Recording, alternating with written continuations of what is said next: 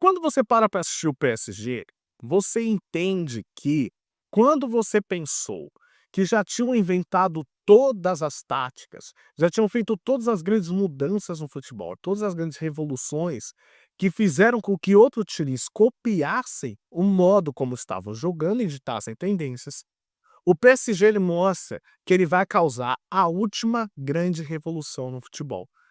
E vai ser diferente de muita coisa que a gente já viu até aqui. E nesse vídeo eu vou explicar para você todos os pontos que levam a essa última grande revolução no futebol que está acontecendo diante dos nossos olhos.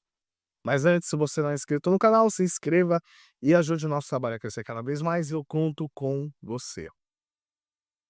Quando a gente entende minimamente sobre conceitos táticos de futebol, e é claro que é visto um pouco com maus olhos, principalmente de quem gosta de assistir o futebol de uma maneira mais lúdica, mas todo mundo entende que, ao longo dos anos, o futebol foi ditado por uma tendência de um time que encantava e fazendo com que os outros copiassem essa tendência, até com que outro achasse antídotos para frear aquele time que estava no hype, fazendo com que ditassem uma outra tendência no mundo do futebol. É assim que o jogo funciona, de ações e reações.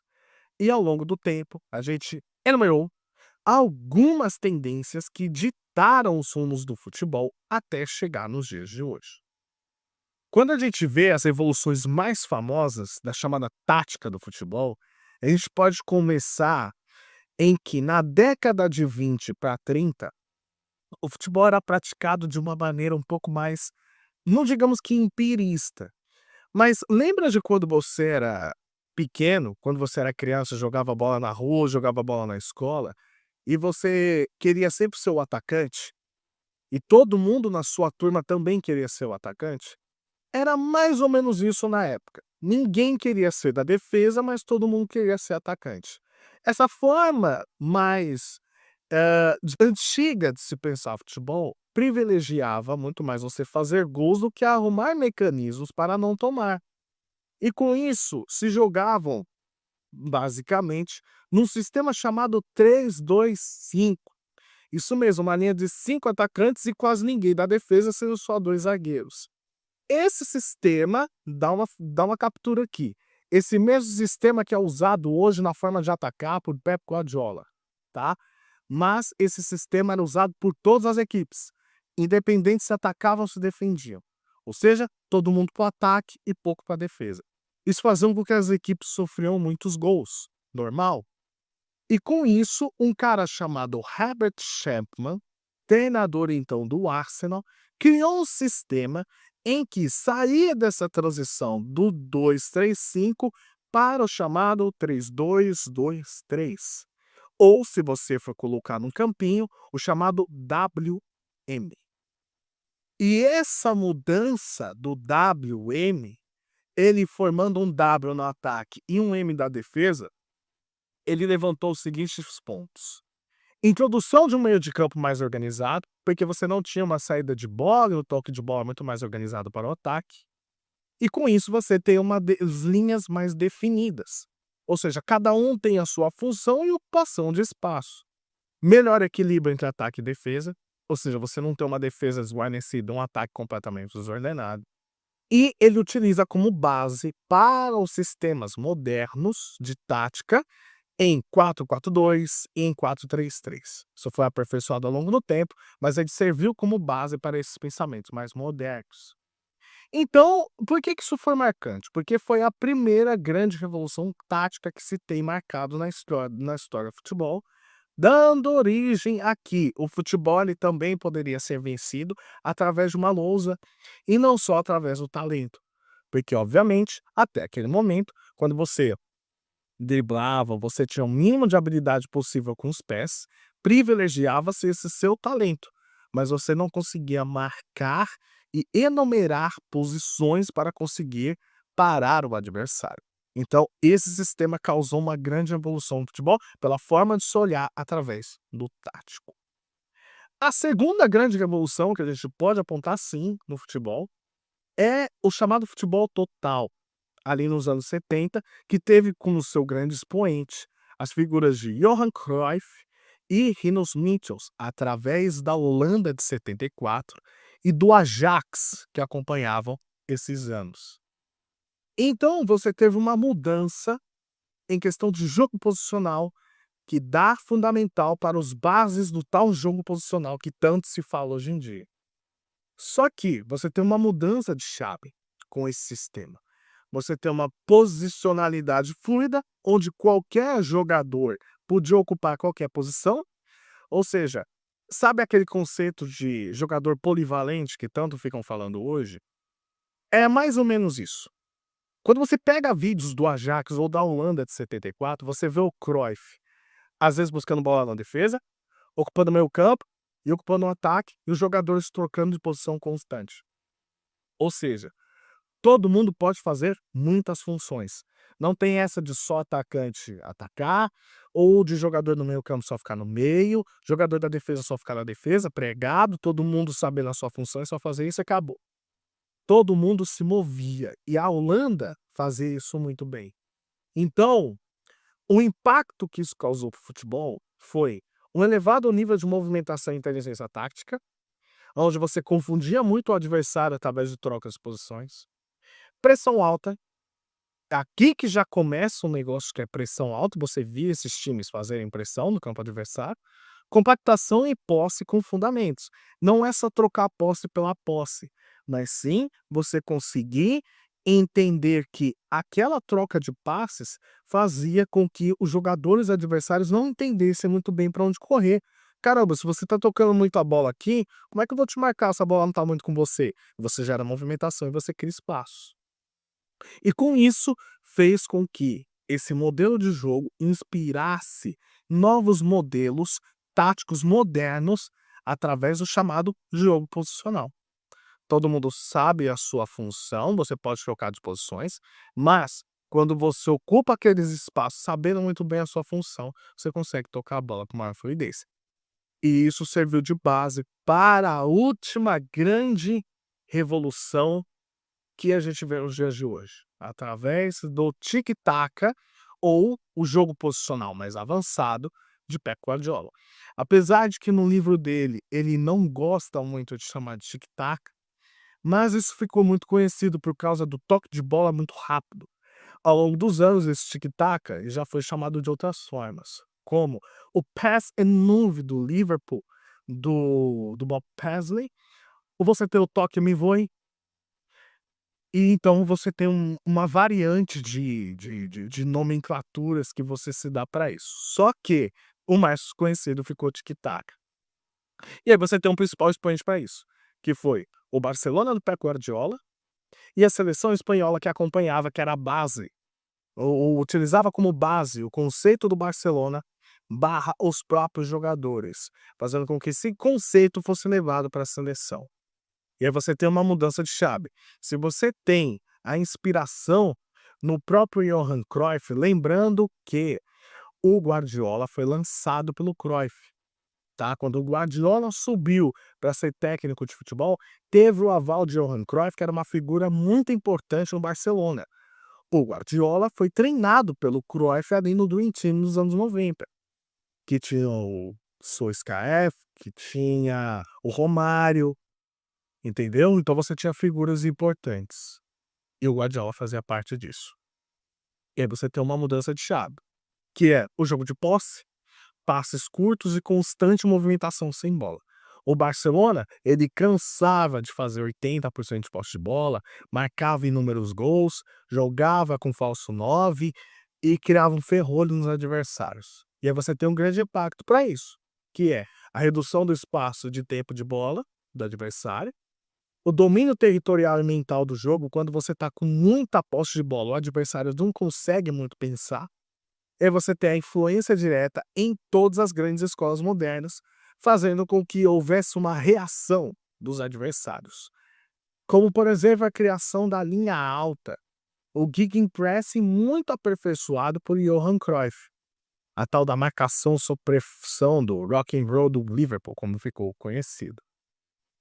Só que você teve essas grandes mudanças no futebol que ditaram tendências.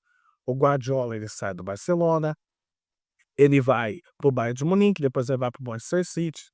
Só que aconteceu uma grande revolução neste ano, nessa temporada no futebol, quando todo mundo já batia o martelo em achar que nada mais será inventado, tudo é através da marcação sob pressão, do toque de bola e do futebol tão mais físico. Nada mais vai ser inventado. Eis que estávamos enganados. O Paris Saint-Germain, ele prova que ele é a última grande revolução no futebol. E para a gente começar o raciocínio do PSG, eu fiz um vídeo esses dias, não esses dias exatamente, mas há alguns meses, aonde informava do porquê que o PSG era o grande favorito a conquistar a Champions. E nesse vídeo eu enumerei as estatísticas que mostravam que ao iniciar as quartas de finais, o PSG, bem antes das oitavas, da primeira fase para frente, dentre todos os times que faziam parte das quartas de finais, ele tinha os melhores números. Lembrando que ele estava competindo com o Barcelona, que ficou em posição melhor, com o Inter de Milão, que ficou em posição melhor, com o Arsenal, que ficou em posição melhor. Muitos ficaram em posição acima do PSG. O PSG quase foi eliminado da primeira fase da Champions. E mesmo assim ele tinha números menores, como por exemplo números defensivos e números ofensivos, ele só ficava atrás do Barcelona. Ele inclusive era a segunda melhor equipe, com maior posse de bola dentro da competição. Só que a virada de chave do PSG que causou tudo isso foi um jogo contra o Manchester City, onde ele quase saiu da primeira fase e ele chocou ao fazer 4-2 uma equipe do Guardiola, tendo 64% de posse de bola, mais de 20 finalizações. Ali, quem olhou minimamente o futebol ficou estarrecido com a forma que o PSG estava jogando. E depois, ao longo do tempo, ele foi evoluindo. E quais são as grandes características que fazem com que o PSG se torne a equipe dominante agora e que dite uma tendência? Como eu falei, quando a gente pega a última grande revolução no futebol, que foi o Guardiola e o chamado tic-tac, ou a gente pode dizer jogo de posição, a gente tem o futebol de toque de bola um pouco mais lento, mas quando ele vai para o Manchester City começa a acelerar um pouco, porém todo mundo ali sabendo a sua função e todo mundo ali jogando numa certa posição para poder ocupar espaço, tocando a bola, só que de modo mais lento. O Manchester City foi muito campeão em cima disso, só que o PSG, ele não faz só isso. O PSG, ele tem muita posse, a posse média dele é 70% na Ligue 1 e na Liga dos Campeões se aproxima muito disso. Apesar dele também ter posse, ele faz uma coisa: o toque muito rápido. Ele tem um toque muito rápido, ele sempre acelera muito o jogo. Dificilmente quando ele tá no ataque ele fica voltando, normalmente ele termina a jogada. Isso contabiliza muitas finalizações e vai deixando o adversário atordoado. Quanto mais próximo você tá do gol e você fica chutando no gol, e não só de longa distância, mas de média e curta distância, fazendo com que o goleiro trabalhe, isso vai criando um choque psicológico no adversário, fazendo com que ele entenda que, cara, dificilmente eu vou sair vivo dessa partida.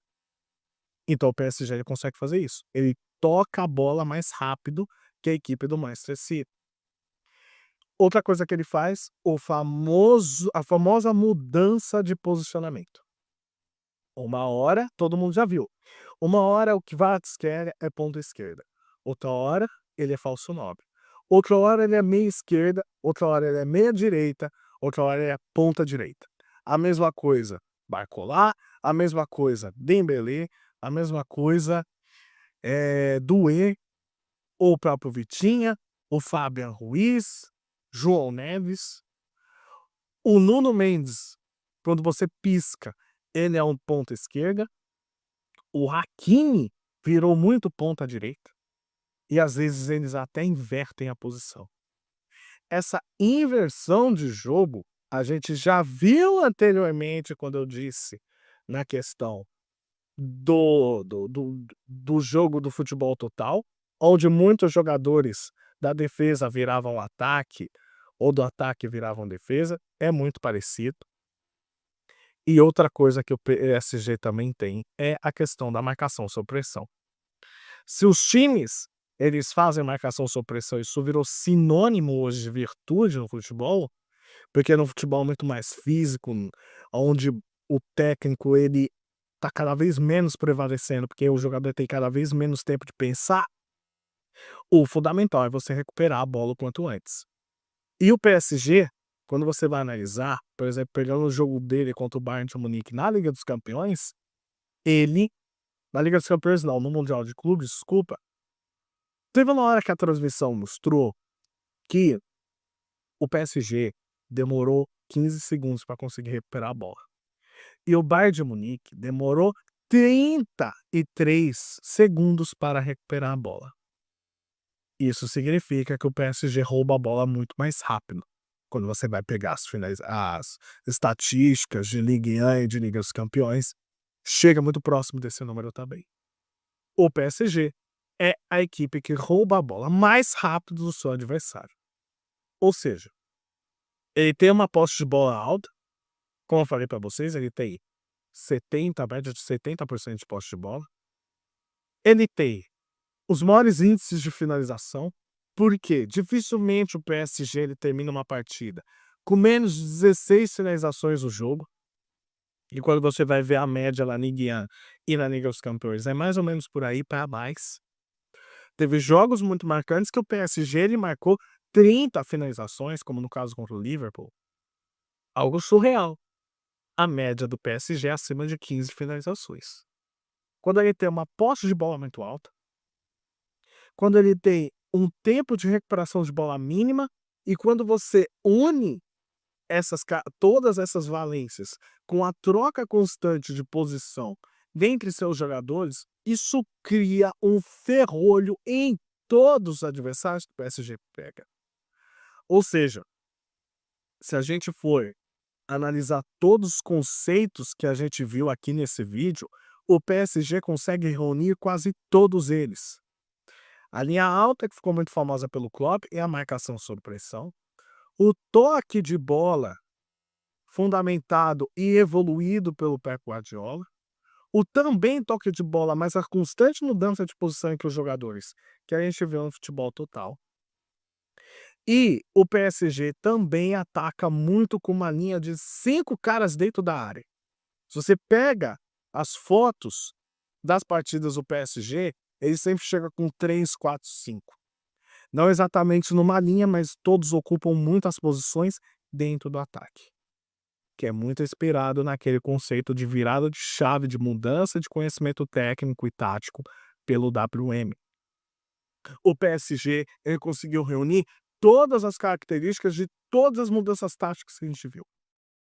Isso o torna o time mais letal desse ano, o time mais mortal do mundo, que é muito difícil de ser batido. Porque mesmo se você tirar a bola do PSG, como ele tem um toque de bola muito rápido e sempre para frente, ele sabe exatamente o que fazer. Ele não precisa só ficar lá atrás para esperar um contra-ataque. Ele não rifa a bola, ele não fica só fazendo ligação, nada disso. Ele sai pelo chão, ele sabe exatamente o que ele está fazendo, como fazer e quando fazer. Então esse é o time mais completo que a gente já viu nos últimos anos. Ele reúne as características, como eu falei, de todas as escolas que a gente viu aqui. Ele vai ditar uma tendência. Isso manda um recado claro para os seus adversários. Ou vocês se adaptam, ou vocês vão sofrer. Porque parar esse estilo de jogo é muito complicado.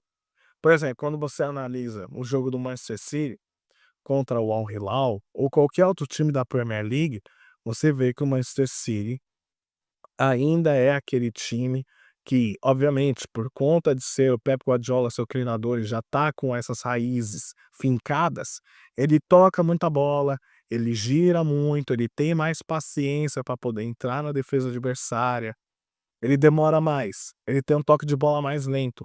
O PSG também tem toque de bola, mas ele toca mais rápido. Ele, constantemente, essa mudança de posição machuca muitas linhas em movimento. ele se infiltra muito mais rápido, ele arrisca mais, de curta, média ou longa distância. Isso faz com que ele seja mais mortal. E isso mostra pra gente que se o PSG enfrenta hoje o Manchester City de novo, ele ganha. Se ele enfrenta o Bayern de Munique, ele ganha. Se ele enfrenta hoje o Real Madrid, ele ganha.